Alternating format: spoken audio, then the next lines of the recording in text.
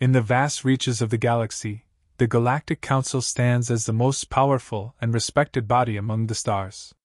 Comprised of representatives from nearly every advanced species, it exists for one core purpose: to maintain peace across the cosmos. The Council's decisions are final, its laws enforced rigorously. But there is one mandate held above all others, a directive that, over the years, has almost become sacred in nature. It's a rule the Council enforces without question or compromise: humans must never be allowed to start a war. This mandate is unlike any other. Most policies of the Council are straightforward: guidelines to prevent resource conflicts, mediate trade disputes, or ensure the peaceful expansion of territory. But this one rule is absolute. No other species carries this restriction, no matter how aggressive or hostile. Only humans are singled out. And while many members accept it without question, there are those who wonder why such a harsh limitation is placed upon a species known for diplomacy, adaptability, and innovation. To most, humans appear an unlikely threat. They're peacekeepers, explorers, and negotiators, often lending their skills to bring factions together. But for those who know the true history of the human race, the mandate makes perfect sense. Within the Council's archives are scattered records of Earth's ancient wars, conflicts fueled by humanity's unyielding creativity and resolve, by a drive to survive against impossible odds. The documents recount tales of brutal battles and a determination to win, no matter the cost. Yet these records are incomplete, and over time, rumor and myth have blurred the reality of humanity's past. From what fragments they possess, Council members have pieced together stories that hint at the destructive potential of humankind. There are tales of empires rising and falling within a single human lifetime, of technologies advancing faster than any species could imagine, all in the pursuit of victory. Each story seems wilder than the last, of wars that leveled entire continents, of battles where soldiers fought not just with weapons, but with the sheer force of will, of armies rallying for the most hopeless of causes and yet emerging victorious. Humanity, it seems, had a remarkable history of finding strength where others would falter, a drive that would never stop, even when faced with certain defeat. This unsettling reputation has only been reinforced by humanity's more recent involvement in the galaxy.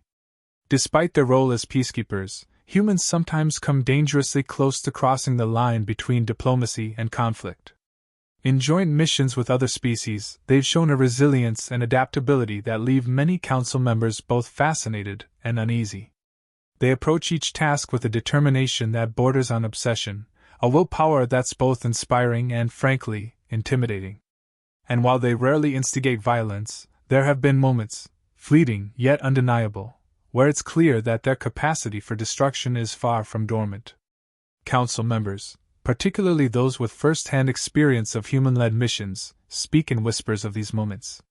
They've seen flashes of humanity's dual nature, a blend of compassion and devastation that no other species seems to possess in quite the same way. While most species view conflict as a last resort, humans seem to have an instinctive understanding of it, a kind of readiness lurking just beneath the surface. They are protectors, yes, and they are allies. But some Council members can't shake the feeling that, should they be pushed too far, humans would respond with a ferocity the galaxy has never seen. It's this duality that led the Council to adopt the mandate so many centuries ago. And though time has dulled its origin, the rule itself remains. For the few who still remember the original debates, there's no question that it's essential to galactic peace. Among them is a seasoned advisor, an elder who's watched human history unfold with a mixture of admiration and dread. He's one of the few who understands that this mandate is more than just a precaution, it's a necessity, a barrier standing between the galaxy and a force it cannot fully comprehend. When younger Council members question the rule, the elder speaks of humanity's tenacity, of their adaptability in times of crisis, and of their uncanny ability to rise from their own ashes stronger each time. He warns of a human trait that no other species has replicated, a drive so intense that, once set on a course, they will stop at nothing to achieve their goal. It's not their technology or their numbers that make them formidable, he explains, but their sheer willpower. Once humanity commits to something, especially something as consuming as war, there is no turning back, no surrender until they've achieved victory. The elder recounts, in hushed tones, stories from the Earth wars, tales of battles where the human spirit seemed to defy logic itself. He describes how, during times of peace, humanity can appear almost docile, calm, even warm. But when faced with a true threat, a switch seems to flip, transforming them into something relentless, something unbreakable. It's a trait he's seen glimpses of even in humanity's peacekeeping efforts, in how they negotiate, how they approach problems, and how they respond to danger.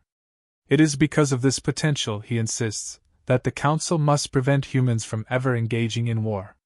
For if they were to unleash this force on the galaxy, it would be a fire that could not be contained. The Elder cautions those who dismiss the mandate, reminding them that humanity's history is full of surprises. They are capable of both immense kindness and terrible wrath, and if pushed to their limit, they might bring both to bear in ways the Council is not prepared to face.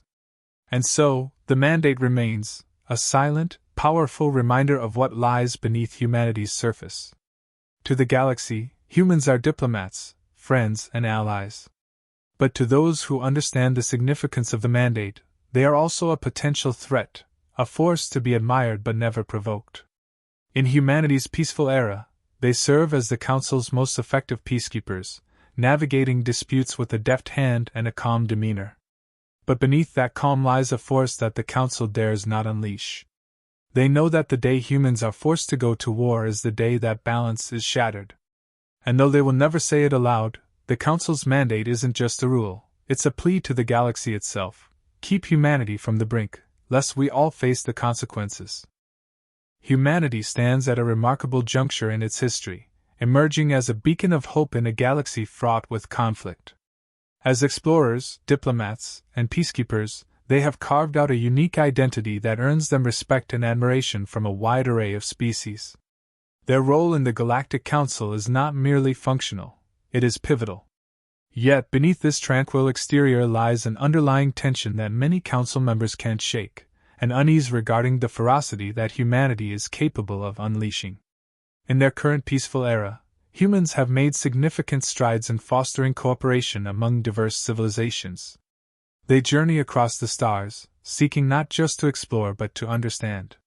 Their encounters with other species have been marked by a genuine effort to build bridges, to share knowledge, and to collaborate on shared goals. Where other races may see obstacles, humans see opportunities for connection, forging alliances that extend beyond mere treaties. Their reputation as effective mediators precedes them, and many view their presence as a guarantee against conflict. This image of humanity is a product of both choice and necessity. The Council remembers well the moments when humans stepped into the fray to mediate crises. In one instance, a long-standing territorial dispute between two powerful species threatened to escalate into war. Tensions ran high, with each side entrenched in its position. Yet, when humans intervened, they employed their trademark ability to listen and empathize, allowing both factions to feel heard. Through a series of dialogues and unprecedented compromises, they transformed hostility into cooperation, crafting an agreement that both sides embraced. The success of this mission became a testament to humanity's capacity for peace. The Council also recalls other instances, such as their intervention in a humanitarian crisis that unfolded on a remote planet. A devastating natural disaster had left countless species vulnerable, and rival factions, initially poised to argue over resources, stood on the brink of violent confrontation. Here again, humanity demonstrated not just negotiation skills but an unusual resolve. Mobilizing their advanced technology, they provided aid and support, while orchestrating a combined effort from the rival factions. Through their persistence and ingenuity, they turned what could have been a catastrophic conflict into a collaborative relief effort. The event strengthened the bonds between those species, underscoring humanity's role as a stabilizing force in the galaxy. While these instances paint a picture of cooperation, the Council is keenly aware of the underlying current of tension. Among the members, hushed conversations hint at a dark potential lurking just beneath the surface of humanity's diplomatic efforts. They worry that this facade of peace might be a thin veneer, masking an unstoppable force. Many believe that humanity's current path, while commendable, is fraught with risks. The very skills that make them effective peacekeepers, their determination, creativity, and adaptability, are also the qualities that could turn them into formidable adversaries if provoked. Council members exchanged nervous glances as they recalled discussions of humanity's resilience in the face of adversity. They recognized that the human strength lies not only in their capacity for violence but also in their capacity for adaptation. When pushed, they can innovate solutions that defy expectations. Their resourcefulness in negotiations has repeatedly caught even the most hostile species off guard, disarming aggression with unexpected compromises. There lies a powerful unpredictability in humanity's approach to conflict that resonates with both admiration and fear. Some council members voice concerns about the trajectory of humanity's current era. While they are presently committed to peace, what would happen if circumstances changed? If threats escalated, could their commitment to diplomacy withstand the test?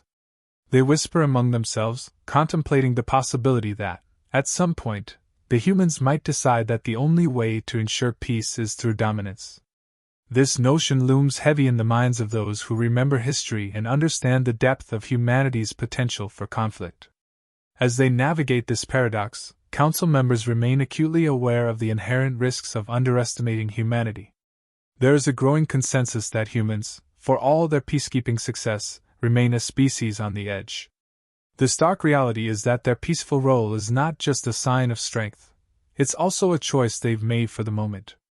The fear persists that the current era of cooperation is precarious, and beneath the surface lies a reality that the Council must grapple with, a human race that, when roused, could unleash chaos beyond imagination. In their quiet chambers, Council members deliberate over the implications of humanity's adaptability. They ponder the notion that each diplomatic victory is built on a foundation of restraint. What happens when that restraint falters? They question whether humanity can maintain this equilibrium or if their internal conflict will one day lead to a more aggressive stance. The fear is palpable, and while they publicly laud humans as exemplary diplomats, privately they harbor doubts about the longevity of this peaceful era. The unsettling reality is that the Council understands how easily the tide could turn. With humanity's dual nature, a peacekeeper capable of fierce loyalty, but also a creature of war, no one can predict the future. And so, the Council enforces the mandate, a rule designed to keep humanity from ever reaching that critical tipping point. It's a protective measure against an unseen threat, a preemptive strike against a reality they hope will never come to pass. As humans continue their peaceful journey through the galaxy, earning accolades and forging connections, the Council watches closely. They recognize that while the present is characterized by diplomacy and cooperation, the shadows of humanity's past linger. The struggle remains to balance admiration for their current role against the ever-present fear of what humanity could become. In this complex dance of power and peace, the Galactic Council finds itself in a precarious position, navigating a future that could change at a moment's notice. And so, with every success in humanity's peaceful endeavors, the underlying tension grows, an unspoken acknowledgement that, one day, they might have to face the consequences of their choices. Tensions across the galaxy surge as a crisis unfolds, threatening the delicate peace that has been painstakingly built. The Kthor, a formidable and aggressive alien species, begin to encroach on human-colonized systems, their warships prowling the borders of humanity's territories. This incurs a sense of impending conflict among the Galactic Council, whose members are increasingly apprehensive about the potential fallout of a human response. They fear that if the Kthor push too far, humanity may find itself backed into a corner, compelled to fight. The Kthor are renowned for their ruthlessness and overwhelming military might. With each passing day, reports of their aggressive actions mount. Human colonies report incursions, their outposts becoming battlegrounds as Kthor forces seize control of critical resources. The Galactic Council convenes urgently, analyzing the escalating situation with rising concern. As they discuss the implications, a consensus begins to form. Humanity's patience is wearing thin, and the threat of conflict looms ominously. In response to the Kthor aggression, the Council unanimously advises humanity to exercise restraint, advocating for a diplomatic approach. They believe that patience and negotiation will ultimately yield a peaceful resolution. However, the Cthor escalate the crisis by capturing several human ships, enslaving their crews as a show of force. The act sends shockwaves through human society. As the news spreads, outrage flares, and the Council's assurances begin to ring hollow. Humans, already accustomed to standing up for their own, grapple with their next steps, torn between their commitment to diplomacy and the visceral desire for retribution. Human leaders gather to discuss their response, grappling with the rising pressure from their populace. Public sentiment grows increasingly restless, and calls for action reverberate through the corridors of power. While the Council urges calm, emphasizing the importance of diplomacy, the situation escalates with every passing day. The Cthor refuse to negotiate, their demands increasingly unreasonable. As the standoff continues, the specter of war looms ever closer, casting a long shadow over the Council's deliberations. Council members exchange worried glances during their meetings, aware that they are walking a tightrope. Some argue passionately that humanity must be allowed to defend itself against the Cthor's brazen aggression. They advocate for a show of strength, believing that a decisive military response could deter further incursions. However, the more seasoned advisors, those who have witnessed the wrath of humanity in the past, staunchly oppose this view. They know too well the destructive potential that lies within humans when pushed to their limits, and they fear the ramifications of a war led by a race known for its ferocity. As the tension builds, the Council decides to send a high-ranking delegation to the human leaders, imploring them to reconsider their position. They come armed with stories of other civilizations that miscalculated humanity's resolve and paid a heavy price. The advisors detail how once a conflict is ignited, it can spiral out of control, engulfing entire systems in chaos and destruction. Their warnings are dire, emphasizing that if humanity decides to respond militarily, it may unleash a force that no one in the galaxy can contain. Meanwhile, humanity continues to exercise restraint, albeit with increasing difficulty. High-ranking officials meet with military leaders to discuss strategy, walking the thin line between diplomacy and defense. Public opinion continues to swell in favor of retaliation, and the atmosphere grows charged with anxiety. The fear that a single misstep could plunge the galaxy into war looms large, yet humanity clings to the hope that dialogue can still prevail. As the Council's delegation arrives, they find themselves in a tense meeting with human leaders. They convey their urgent message. Do not underestimate the gravity of your situation. The humans, firm yet respectful, listen intently. They express their desire for peace, sharing their commitment to diplomacy even in the face of overwhelming provocation. Yet beneath the surface, the tension is palpable, with emotions running high on both sides. The conversations grow heated, with humans recalling past injustices and expressing their frustration at the Cthor's blatant aggression. The Council members recognize the human resolve but remain steadfast in their warnings. They emphasize that the Cthor thrive on chaos and would relish a human-led war as an opportunity to prove their dominance. The discussions take on a tone of desperation as the Council pleads for restraint, articulating their fears of an uncontrollable conflict that could consume not just humanity but the entire galaxy. Close calls and narrow escapes characterize the ensuing days. Human ships prepare for action, their crews on high alert. The Council's warnings echo in the minds of leaders and soldiers alike, heightening the tension as the clock ticks down to an inevitable confrontation. Every day without resolution feels like a countdown to disaster, and the pressure mounts. As the days stretch on, the Cthor escalate their incursions further. Their forces grow bolder, emboldened by humanity's hesitance to retaliate. While the Galactic Council watches closely, the anxiety in their chambers deepens. The stark truth emerges. The Cthor seek to provoke a response, hoping to draw humanity into open conflict. The delicate balance of peace teeters precariously, and the Council fears the moment of reckoning is drawing near.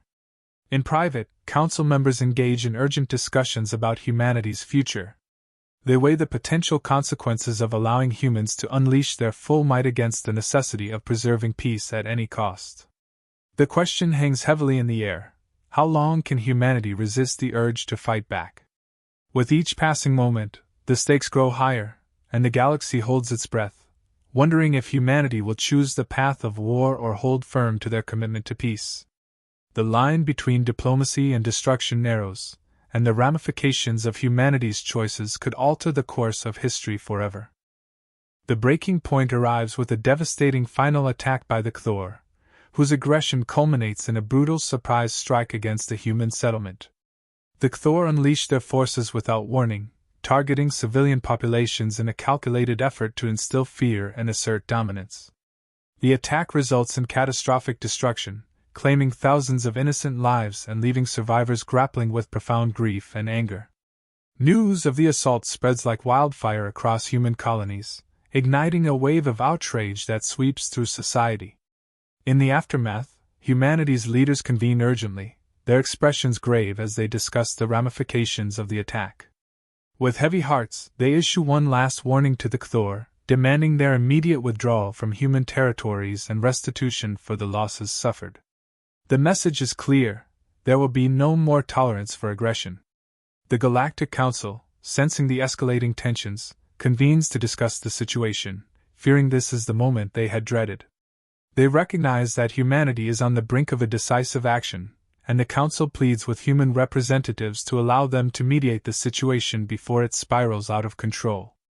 Despite the Council's attempts to de-escalate the situation, humanity's response is swift and resolute. Within hours of the warning, the human fleet begins mobilizing, a formidable display of military might and coordination. As the Council watches from their chambers, they are struck by the precision and speed with which humanity prepares for potential conflict. Advanced ships, once hidden in quiet readiness, emerge from their docks, equipped with weaponry that exceeds what the Council had previously believed was possible for humans. The realization dawns on the Council members: humanity possesses hidden capabilities that, when unleashed, could challenge the very balance of power in the galaxy.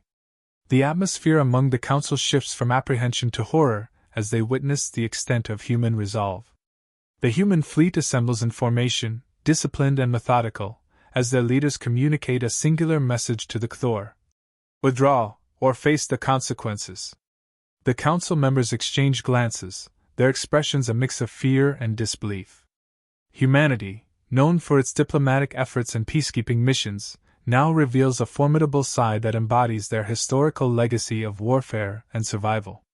As the human fleet holds position, ready but restrained, the Council begins to comprehend the depths of human potential in warfare. They recognize that the humans are not merely acting out of vengeance, they are demonstrating strategic restraint, a calculated choice to avoid escalation while still preparing for conflict. The Cthor remain defiant, their arrogance blinding them to the impending storm. Yet, the Council understands the precariousness of the situation. The humans are showcasing only a fraction of their full capacity, a mere hint of what they could unleash if provoked beyond their limits. Inside the Council chambers, tensions run high as members debate the best course of action. Some advocate for immediate intervention, fearing that inaction may lead to irreversible consequences. Others suggest that they must allow humanity to assert itself, albeit reluctantly, acknowledging the validity of their response to the Cthor's atrocities. The atmosphere grows charged as they grapple with the implications of a war ignited by human anger, the consequences of which could reverberate across the galaxy for generations to come. Meanwhile, humanity's leaders remain united in their purpose, driven by a collective grief that fuels their determination. They recognize the weight of their decision as they weigh the potential for conflict against the values they hold dear. The call for vengeance is palpable, yet many leaders argue for a path that preserves life whenever possible. This internal struggle reflects the duality of humanity's nature, capable of great violence, yet equally committed to safeguarding the innocent. As the ultimatum is issued, the Cthor respond with defiance, their contempt for humanity's strength palpable. They dismiss the warning, refusing to acknowledge the seriousness of the threat. Their bravado blinds them to the reality of what is unfolding. The Council members, however, feel a growing sense of dread. They understand that if humanity's patience snaps, the resulting conflict could engulf the entire galaxy, drawing in allies and enemies alike. In this pivotal moment, humanity stands on the precipice of war, a decision looming that could alter the fate of countless civilizations. The Council, once confident in their ability to manage peace, now confronts the uncomfortable truth: they have underestimated the power of human resolve. As the tension builds, the galaxy holds its breath, waiting to see whether humanity will choose to unleash its full potential or hold fast to its commitment to peace, knowing that whatever choice is made will have profound consequences. The line between restraint and retribution blurs, and the Council realizes they are caught in a web of their own making, unsure of what the future holds in the face of humanity's breaking point. As tensions escalate to a critical point, the Cthor's refusal to heed humanity's final warning pushes the situation to a breaking point. With their patience exhausted and their resolve solidified, humanity's fleet moves with unprecedented efficiency, launching an offensive that will redefine the balance of power in the galaxy. The ships, sleek and advanced, slice through the void of space, each one a testament to human ingenuity and strength. The moment the Cthor attack commences, humanity unleashes a torrent of weapons and strategies that the galaxy has never witnessed before. From energy-based weapons designed for maximum effect to strategic maneuvers that outsmart enemy forces, humanity showcases its capabilities in a manner both awe-inspiring and terrifying. Yet, even amidst this display of power, there is a striking restraint.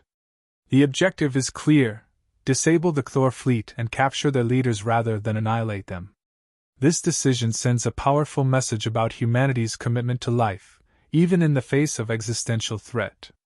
The Cthor, initially confident in their superiority, find themselves overwhelmed by the relentless onslaught of a well-coordinated human offensive. The assault unfolds with surgical precision. Humanity's military strategies rely on intelligence and cunning rather than brute force. They exploit weaknesses, maneuvering their ships to outflank the Cthor and neutralize their weapon systems without resorting to indiscriminate destruction. The Council watches in a mix of horror and admiration, their members captivated by the orchestrated chaos that unfolds before them. Each tactical decision demonstrates a profound respect for life, a notion that further complicates the Council's understanding of humanity. While they are capable of immense destruction, they choose to act with restraint, an embodiment of their dual nature. As the Cthor scramble to regain control, the tides of battle shift dramatically. Humanity's relentless advance forces the enemy into a corner, leaving them with no choice but to surrender. The once mighty Cthor, who believed themselves invincible, are now captives of their own hubris. The aftermath is staggering. As the dust settles, humanity stands victorious, having secured not just a military triumph but a moral one as well. They signal to the Cthor, offering terms of surrender that include not just safety but a path to reparative justice. Humanity's leaders extend a hand for negotiation, demonstrating their commitment to peace even after the horrors of war. The Council is left in a state of shock, grappling with the implications of what they have just witnessed.